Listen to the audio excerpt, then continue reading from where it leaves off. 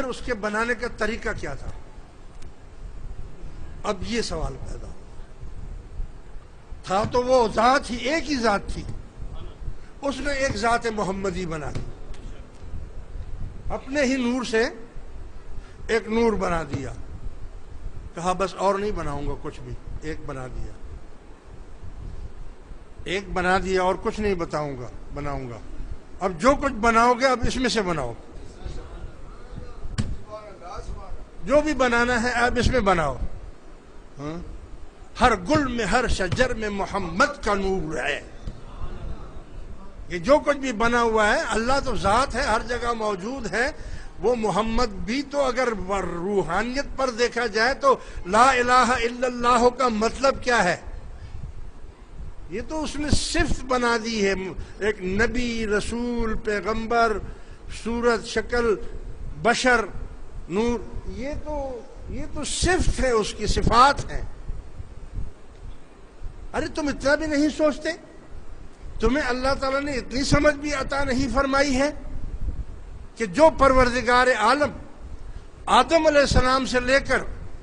قیامت تک آنے والے شخص، اربوں خربوں قدموں انسان ہے کہ نہیں ہے؟ کوئی بھی انسان، کوئی حساب نہیں کر سکتے آپ کے کتنے انسان ہیں دنیا میں، لیکن اس کی توحید کو دیکھیں، سمجھیں، اس بات سے اس کی وحدانیت کو پہچانیں کہ آدم علیہ السلام سے لے کر قیامت تک کوئی صورت کسی دوسرے صورت کے ساتھ نہیں ملے گی،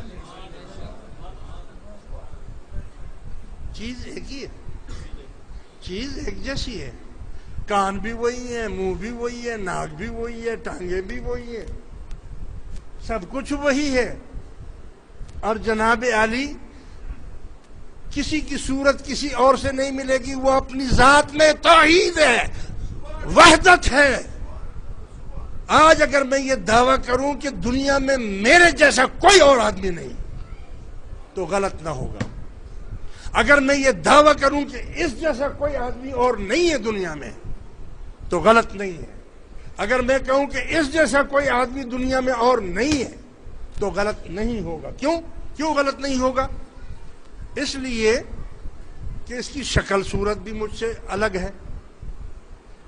ارے اس کے انگوٹھا بھی مجھ سے الگ ہے، یہ جو اللہ فرماتا ہے میں تمہارے ہاتھ کے پوروں کے اوپر بھی قادر ہوں، ہاتھ کے جو پورے ہیں تمہارے میں اس پر بھی قادر ہوں۔ تو یہ فگر پرنٹ جو لگاتے ہیں آج کل، یا رجسٹری کے اوپر انگوٹھا لگایا جاتا ہے، کمال تو دیکھو کہ کروڑوں کے انگوٹھے لگا لو، جو مالک ہے اس جیسا انگوٹھا نہیں ہوگا۔